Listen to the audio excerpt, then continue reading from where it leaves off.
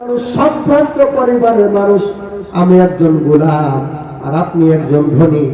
আপনার বাড়ি মক্কা, আমার বাড়ি হিন্দুস্তান, আমার সাথে আপনার মেয়েটা বিবাহ দেওয়া সম্ভব হবে না।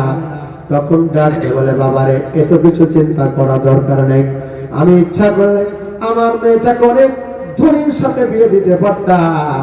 আমি দিনদার চেয়েছি, আল্লাহওয়ালা চেয়েছি, নেককার চেয়েছি, তোমাকে পেয়েছি বাবা। আমার কোনো আফসোস নাই, আমার কোনো দুঃখ নাই। তুমি আমার মেয়েটাকে বিবাহ করে হিন্দুস্তানে নিয়ে যাবা, তাতে আমার কোনো অসুবিধা না। আর আজকে বাড়ির পাশে মেয়েরা বিয়ে দিয়ে রাখে, ঠিক ঠিক না? মায়ের আমার দোস্ত বাবার মুরব্বী বাবাজেরা, এবার তিনি রাজি হয়ে গেছেন। রাজি হওয়ার পরে বিবাহ শাদী হয়ে গেল। বিবাহ শাদী হওয়ার পরে ছেলে দিনদার নেককার আমানতদার, মেয়েটা দিনদার নেককার আমানতদার, তাদের বিবাহ হয়ে গেল। তাদের বিবাহের মাধ্যমে আল্লাহ পাক রব্বুল আলামিন তাদের ঔরসে এমন একটা সন্তান দান করলেন।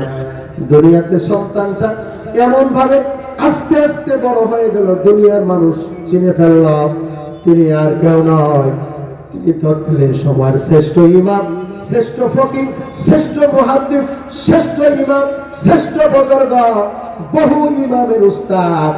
তিনি আর কেউ নয়, তিনার নাম হলো হযরতে আব্দুল্লাহ ইবনে মুবারক রাহমাতুল্লাহ আলাইহি। এই আমানত চাঁদের সে নজদে মান, در حقیقت مالک ہر شے خدا، در حقیقت مالک ہر شے خدا। ভাইরা আমার দোস্ত বাবারা, এটা হলো আমানতের একটা তরজমা কইলাম।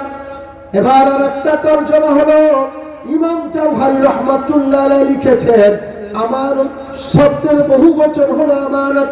আমানত শব্দের অর্থ হলো দিলের প্রশান্তি, আত্মার প্রশান্তি। তার মানে যদি কোনো ব্যক্তি দিনদার হয়, আমানতদার হয়, তার কাছে যদি কোনো মাল গচ্ছিত রাখা হয়, যে ব্যক্তি মাল গচ্ছিত রাখে তার দিলের ভিতর প্রশান্তি আসে। যে মাল রাখে তার দিলের ভিতরে একটা প্রশান্তি লাভ হয়। জোরে কণ্ঠে কেটে না ভাইয়ের আমার দোস্ত বাবারা, এবার আসুন শরীয়তের পরিভাষায় আমানত কাকে বলা হয়। শরীয়তের পরিভাষায় আমানত বলা হয় এমন একটা বিষয় অথবা এমন একটা বস্তু যেটা আমার আপনার কাছে গচ্ছিত আছে, সেটার প্রকৃত মালিক আমি নয়। যিনি রেখেছেন, যার মালটা আছে, যেভাবে রাখতে বলেছেন সেইভাবে রাখা, যেভাবে হেফাজত করতে বলেছেন সেইভাবে হেফাজত করার নাম হলো আমানত। বিষয়টা বোঝার জন্য উদাহরণ দিই, সহজ হবে। তাফসীরে কাবীরের ভিতরে ইমাম ফখরুদ্দিন রাজি রাহমাতুল্লাহ আলাইহি এখানে লিখেছেন আমানাত কিসমান। তাফসীর ইবনে কাসিরের ভিতরে কথা লেখা হয়েছে আল আমানাতু কিসমান, আমানত হলো দুই প্রকার। এক নম্বর আমানত হলো আমানাত মিন জানিবিল্লাহ, একটা হলো আল্লাহ পাকের পক্ষ থেকে আমানত, আর একটা হলো বান্দাদের পক্ষ থেকে আমার আপনার কাছে আমানত। ঠিক কিনা ভাইরা আমার দোস্ত আমানত, আল্লাহর পক্ষ থেকে যে আমানত, এই ব্যাপারে তাফসীরে কাবীরের ভিতরে যে বয়ান করা হয়েছে, তাফসীরে কাবীরের ভিতরে প্রথম হাদিস উল্লেখ করা হয়েছে আমানত আল্লাহর পক্ষ থেকে যে আমানত, এটা হলো শরীয়তের যত বিধিবিধান আছে, শরীয়তের যত হুকুম আহকাম আছে, এই হুকুম আহকাম গুলো আমাদের সমস্ত মুসলমান নরনারী বালেকদের জন্য হলো আমানত। ঠিক না? নামাজ আমানত, রোজা আমানত, হজ আমানত, যাকাত আমানত, তাহারাত আমানত, পবিত্রতা আমানত, কথা বল, এই সবগুলো আমানত। এগুলোর প্রতি খেয়াল রাখা, এগুলোর প্রতি বিশেষ দৃষ্টি রাখা। হযরত ওমর ইবনে খাত্তাব রাদিয়াল্লাহু তাআলা আনহু আমানতের প্রকার উল্লেখ করতে গিয়ে তাফসীরে কাবীরের ভিতরে উল্লেখ করেছেন যে আল্লাহ রাব্বুল আলামিনের পক্ষ থেকে আমার আপনার মাথা থেকে নিয়ে পা পর্যন্ত প্রত্যেকটা অঙ্গ প্রত্যঙ্গ আল্লাহর পক্ষ থেকে আমানত। ঠিক না? চোখের মালিককে, আরেকটা একটু জোরে কর। চোখের মালিককে, কানের মালিককে, হাতের মালিককে, কলমের মালিককে, পার মালিককে, মাথার চুলের মালিককে। মাথার চুলের মালিক যেহেতু আল্লাহ, এজন্য আপনি ইচ্ছা করলে মাথার চুলটা বিক্রি করতে পারবেন না। আচ্ছা, আপনাদের টাঙ্গাইলের মারা মাথার চুল বিক্রি করে কিনা? নাকি আপনাদের দেশে নেই?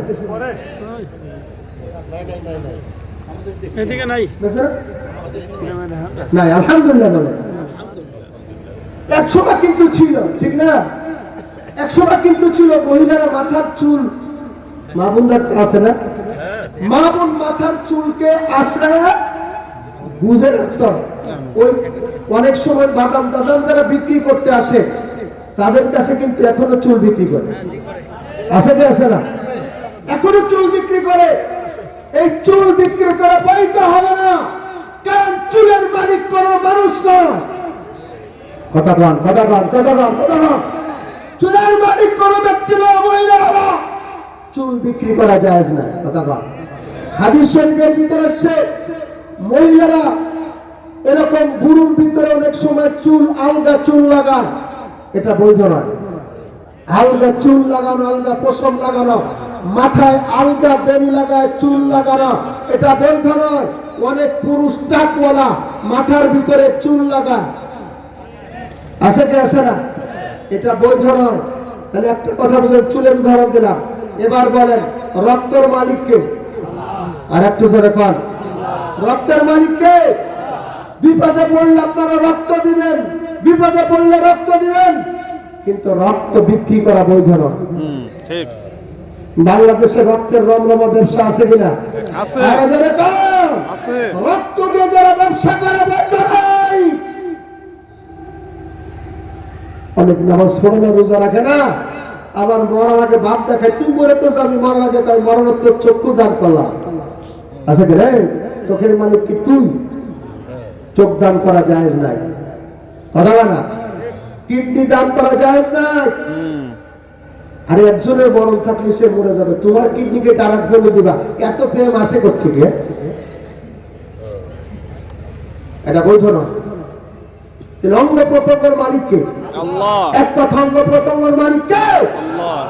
চোখ দিয়েছে টেলিভিশন দেখার জন্য, চোখ দিয়েছে শালীনে দেখার জন্য, হ্যাঁ, চোখ দিয়েছে রাস্তার বিটিকে দেখার জন্য, চোখ দিয়েছে কোরআন দেখার জন্য, ঠিক কিনা?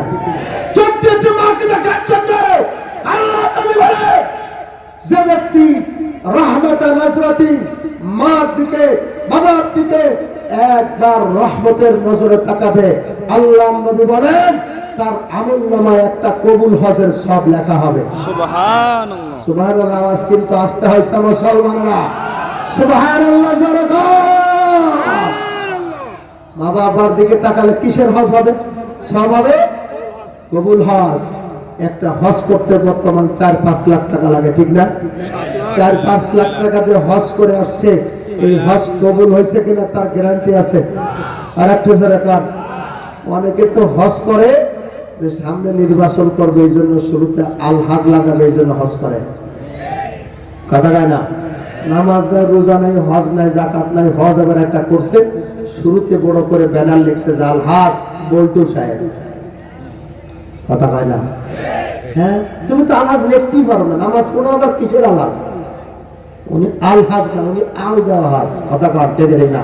ও মানুষের এখানে আল দিয়ে বেড়ায়, ওই আল হাজ। কথা কয় না? বেজার হইলেন নাকি আমার কথা? আমার একজন আমাকে এলাকায় হজ করেছে, আসে